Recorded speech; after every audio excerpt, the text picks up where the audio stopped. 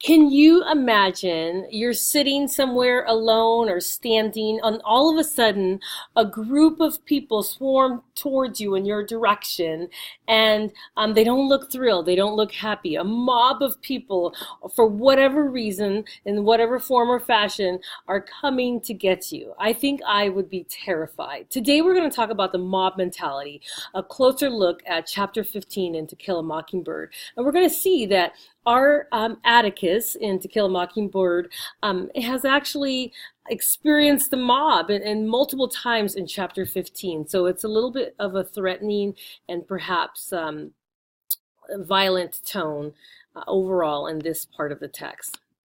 So if we look at Atticus, he is confronted by three mobs, and one is a little bit more implicit than the other two. But in Macomb County, we know, and Scout tells us, that there's only two reasons for a mob. Either one, politics, or two, death. And in this case, we know that death is imminent for one of the characters. Perhaps it's going to be for Tom Robinson's, and the politics is race. And then we have this first mob that comes at Atticus and sort of mentions or foreshadows the name of the Sarum bunch, the old Sarum bunch, which is the mob that they should be more concerned about. They get a little shinnied up, meaning that they have this liquid courage. And then we have the Atticus telling Link, one of the people from the mob, that the boy might go to the chair, but he's not going till it tells the truth, which explains why the mob is even present in this part of the text, because we know that Atticus is an individual that fights for integrity, and he has purpose, and he's going to be honest. So he wants the truth to come out, and in his truth, he falls victim, well, not necessarily directly, because the mob is really looking for Tom Robinson, and they'll go through Atticus to reach him. So, Atticus we're going to see a different side of him. He still remains tranquil, as Scout puts it. Atticus subjected to every crisis of his life to a tranquil evaluation behind the mobile register. So he's reading the newspaper, and that's kind of how he gets his balance back in terms of how he sort of regenerates himself after a mob, or before a mob too. So Lynch Mobs, the history of Lynch Mobs, it's an exhibition of violent punishment. Those that are, and mobs are a group of people, right? And not looking to do anything of nice. There's a threat of violence to enforce cultural norms. And so if they believe a certain thing in a certain culture or group of people, and they don't feel like it's being played out, then they're going to make sure it happens. So they do this by intimidating or terrorizing a marginalized group. So that could be any group, really, who would fit under the minorities. So they try to do that to get us to be complicit or to submit. And it's usually a public display of violence. They want to make it really clear, like, hey, you don't want to mess with us. You don't want to challenge our norms. And there have been, between the 1800s and 1940, there are up to, I want to say, 4,000 lynches. But there are over 100 reasons for lynching, and primarily the victims are Black. And if they're suspected of rape or murder, then basically the lynch mob, in the history of lynch mobs, that they would find their own justice before justice could really be served, if it were. So the mob mentality, there's power in numbers, suggesting individually you're not going to be successful in promoting violence and raw emotions. People's inability to think for themselves for a mob. So ultimately, if you're a part of a mob, you would think that it induces power, but ultimately, if you were part of a mob, that's weak, right? That you would need to have other people around you to sort of promote something that you believe to be true. The larger the group, the more likely for the potential for violence. So we're going to see in To Kill a Mockingbird that in one mob scene, and I don't know that you want to call it mob because eventually we determine that these individuals that are talking to Atticus inside of his home or out in front of his home, excuse me, perhaps may be his allies. And even in the second one, but the third and final mob, it's clear that those individuals may resort to violence or at least have threatened to in some form or fashion. And so not knowing who the individuals are in a mob, and that's part of when you have a large group, it's really hard to detect like who is who and distinguish between different people. They hide behind the mob, right? So if you have someone who is a part of a mob, it's much easier to, you get really courageous. You think that you can do anything because there's no accountability, right? No one is going to point you out and say, well, I think it was him, because there's so many people. So they really, in essence, hide behind a mob. And then the last idea here, groups can potentially normalize behaviors that would not otherwise be socially appropriate. So, you may behave one way within a group, but then when that group is removed or leaves, you behave differently. So the norms perhaps are different. Even you probably recognize this in your own personal lives. You might say, gosh, I can't figure it out. But when my friend is around a group of us, he's a certain way, but then when it's just him and me or him and I, he acts completely different. And perhaps that might explain the rationale here. So there's one thing to consider in terms of a mob, and in To Kill a Mockingbird, there's the familiarity factor. And in this case, the first mob, Scout was able to point out each of the individuals that were in the mob, right? There's doctors, there's merchants, there's, so first there's Mr. Link Diaz, then there's Mr. Tate, then there's Dr. Reynolds, and then finally Scout recognizes that there's Mr. Avery. So this might be a reason why we see that this initial mob is neutralized because of the familiarity factor, because Scout knows everybody there that's outside of Atticus's home or outside of the Finch home. Scout recognizes them. So does Atticus. Atticus even refers to them as family. These are our friends. That's so-and-so. And they have more of a conversation as opposed to a confrontation, but they still approach him in a group. So technically it really is a mob, and they have an issue. They're taking issue with him, and they are attempting to intimidate Atticus to change his action, or in this case, he wants him to move Tom Robinson to another jail. So that's the issue here. And then we take a look at the familiar face mob intervention, the Sarum bunch. So the final mob scene in chapter 15 of To Kill a Mockingbird, it gets pretty scary. It's a little bit threatening, and Scout is serving the mob to see, like, gosh, there's got to be someone that I know. And she kicks one person because of, the response that this person, kind of roughs up her brother Jem, right? But she recognized Mr. Cunningham and says, gosh, your son is in my class. And so that sort of neutralizes this mob, because who knows where this could have gone if she did not intervene and step in. And so it was her innocence that, perhaps saved Atticus in this last scene or mob scene of the text. So the differences between the mob scenes, the front of the house, and the jail. So I actually detected 3 mob scenes. The first one was unexpected. The second one was unexpected. The third one was planned. So the first one, that's when they approach the home, right? And the first one ends with a phone call. So I believe it's Jem who comes out and says, Atticus, the phone is for you. And then the mob scatters, they disperse. And so the fact that it was neutralized by the familiarity factor, that we knew each of the individuals in there, it was more of a conversation as opposed to a confrontation.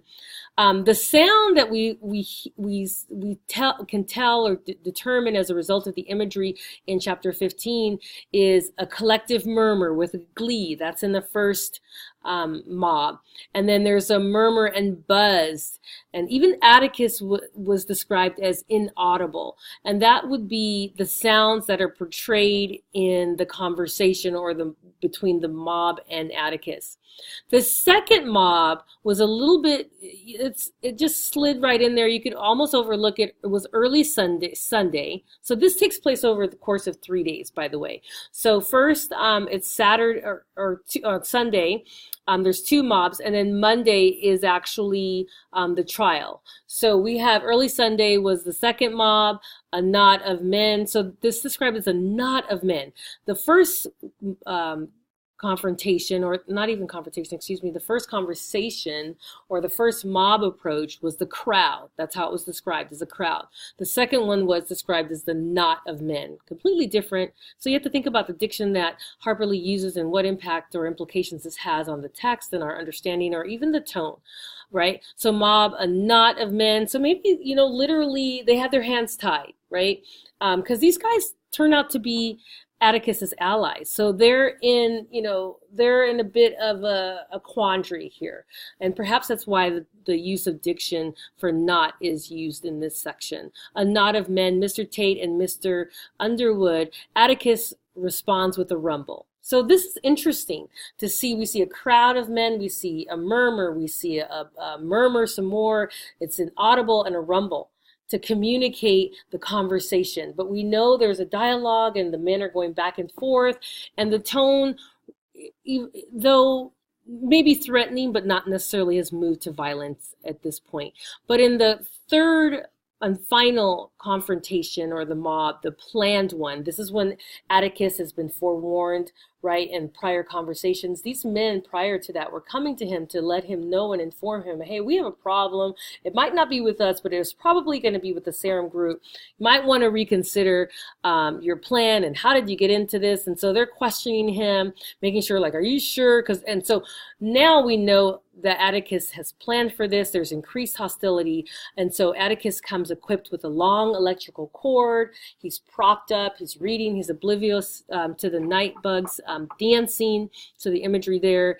And so the way in which this one ends, it ends with a physical contact and character recognition. So we know that Scout, again, kicks one of the men in the mob, and then she also recognizes someone, and that sort of neutralizes this mob too. But this group was a little bit scary, right? The presentation for this one is slightly different. They're not knocking on the door and then Atticus is asked to come out. Atticus is already here, right? And the third mob, they come rolling up. And some of you guys might say these guys are pulling up, right? So the third mob, 4 dusty cars driving slowly in a single line. So they're deliberate. It's calculated in a route to jail, right? 1, 2 at a time, shadows to substance. So you see like alliteration here. So, you know, Harper Lee really wants us to pay attention. The shadow, the substance, the solid, the shapes, the S and shadow, substance, S and substance, S and solid, S and shapes really forces us to stop and say, okay, first these are shadows. This is really, I mean, all of this contributes to the tone, right? A rather violent tone. First is shadows, and then there's some sort of substance. It's solid, and then shapes, right? It takes on all these different forms and talked in near whispers. So before it was rumbles and murmurs, and it's inaudible, but now it literally is whispers. So that's a little bit more enhanced or a little bit heightened, right? A flash of fear when Atticus or A sees Scout, and fingers trembling from Atticus. So we see the growl. So this definitely is more intense, right? It's intensified, the growls from the men as opposed to rumbles, completely different. The choice of diction, the imagery, the detail here really suggests that this is a confrontation as opposed to a conversation. And these are not his allies because these are strangers. There's fingers trembling, a growl from the men, followed by a threat. And the sound here is whispers as opposed to the murmurs in this case. And so we look at the dangerous question, right? And it's interesting because Atticus does a really nice job. We see his confidence, the fact that he's calm. He does this in a matter of 2 days, and Scout recognizes this. He says, "Do you think so?" Right? So bam, bam, bam, and the checkboard was swept of my men, right? So he's referring to this. He's like doing a flashback and comparing like the winning that Atticus is doing. Like he's got this, right? Do you think so? So when he asks, "Do you think so?" We can recognize that's Atticus has it all together. He's going to be okay. That's a sign he's going to be okay. And the second time, according to Scout, somebody's man would get jumped, right? So if this were a game of chess, then somebody's going to lose, and so that's why they start to move in a little bit closer. Or Scout and Dill and Jem are hiding, but Scout recognizes like when his dad asked this, then this means that something's going to happen. So she gets closer, she gets past Dill and Jem, and she gets closer because she wants to know like how is Atticus going to make sure this happens, right? So this time when she gets closer, I don't know that it's necessarily because she thinks that she's going to protect Atticus, but she has a sense of confidence that he's going to be okay when he poses that question, because it's the second time, and he does that as a strategic, and who knows if it's a coping mechanism or if it's strategic, but he says it, and she, by him doing that, it's like a vote of confidence. So there's this reference, there are multiple references to the dark and the light in the contrast of the two in chapter 15 of To Kill a Mockingbird. And, you don't need to write all of these down. A few of them might be helpful. I mean, this just goes on. It's the night, the light, the night, the light, the night, the light, the light, the night, the night. So it's almost like it alternates back and forth. And it's interesting because this whole light and dark, it's funny because it's like everything is really black and white. Not only just race related, but also we'll find soon enough that part of Atticus's opening and closing statements, one of the first few things he says is, "Hey, this case is black and white," right? We don't need to do everything that we're doing. It should be really obvious. So you could look over all the ways in which this obsession or this need to reference the night and the dark, everything leading up to this case, to let us know it's all black and white. There's no way around it, right? And so we're going to get to the truth if it kills me. And in this case, it does kill someone, right? But not Atticus or the family, but attempts at their lives, because these mob scenes happen before the case. Imagine what happens during the case and after. So if it's increasingly getting worse, then there's going to be an issue. Their safety is at stake here. Atticus's safety, Scout and Jem's safety. So there is an issue, and they do need to take precaution. And so perhaps that could explain the whole contrast between the light and the dark. But you see it again: the light, the light, the light, the dark. Perhaps more light than dark, but just to give you an idea of what all of that looks like. And so again, that's just a mob mentality, a really close look at chapter 15 in To Kill a Mockingbird, investigating the diction, the detail, the imagery, and how that presents a very threatening and violent tone.